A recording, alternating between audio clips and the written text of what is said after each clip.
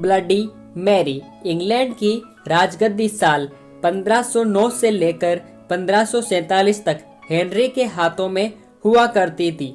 राजा Henry की कई पत्नियां और एलिजाबेथ व मैरी नामक 2 बेटियां थी।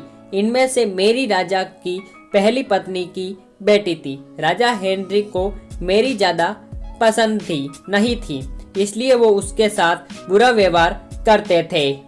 मैरी महल के नौकरों के साथ महल का काम करती थी। अगर मैरी कुछ कह भी दे तो राजा उसकी कोई बात नहीं मानते थे। सन 1547 में जब राजा हेनरी की मौत हो गई तो प्रजा की इच्छा अनुसार 16 शताब्दी के दौरान हेनरी की पहली बेटी मैरी को इंग्लैंड की राजगद्दी दे दी गई।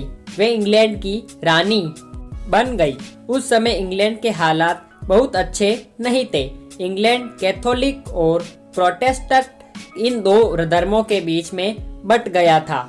उस समय दोनों धर्मों के लोग के बीच जंग छिड़ी हुई थी। रानी मैरी चाहती थी कि पूरे इंग्लैंड में सिर्फ एक ही धर्म हो, लेकिन लोगों ने उसकी ये बात मानने से साफ इनकार कर दिया था। इससे नाराज होकर रानी ने उनकी बात न मानने वालों को मौत की सजा दे दी थी।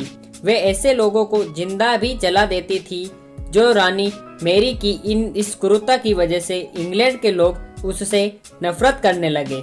ऐसा भी कहा जाने लगा कि रानी मैरी कुंवारी जवान लड़कियों के खून से नहाने से वे ज्यादा दिनों तक जवान रह सकती है। कुछ सालों बाद रानी मैरी ने शादी कर ली और कुछ समय बाद इंग्लैंड में एक खबर आई कि रानी मैरी गर्भवती है और जल्द ही उनके राज्य को उनका नया राजा भी मिल जाएगा। इस बात से हर सभी खुश हुए, लेकिन उस समय रानी मैरी के साथ बहुत ही अजीब घटना हुई। उनके गर्भ से किसी भी बच्चे का जन्म नहीं हुआ, बल्कि कुछ ही महीनों के बाद रानी मैरी का पेट फिर से सामान्य हो गया। वहां के ओझा लोगों ने अपनी तंत्र विद्या से बताया कि रानी मैरी के गर्भ में कोई बच्चा नहीं बल्कि एक भूत आकर निवास करता है। कुछ समय बाद फिर रानी मैरी के गर्भ में वही भूत आकर रहने लगा और वे फिर से गर्भवती हो गई। इस बार भी रानी को कोई बच्चा नहीं हुआ और इस घटना के कुछ ही दिनों बाद रानी मैरी की मृत्यु हो गई। इसके बाद मैरी की छोटी बहन एलिजाबेथ को इंग्लैंड की राजगद्दी पर बैठाया गया और एलिजाबेथ इंग्लैंड की नई रानी बन गई। रानी मैरी की क्रूरता की वजह से इंग्लैंड को लोग उसे एक निर्दयी औरत मानते थे। वहीं जब उसके गर्भ में बच्चे की जगह एक भूत का निवास होने लगा तो लोगों ने उसे शापित भी करार दे दिया और इसी वजह से उसे लोगों ने ब्लडी मैरी का नाम दिया। कहानी से सीख। ब्लडी मैरी की कहानी से हमें यह सीख देती है कि हमें अपने निजी विचारों व सोच को लेकर दूसरे लोगों पर दबाव नहीं बनाना चाहिए। शांति और करुणा से लोगों का ख्याल रखना ही मनुष्य का धर्म है।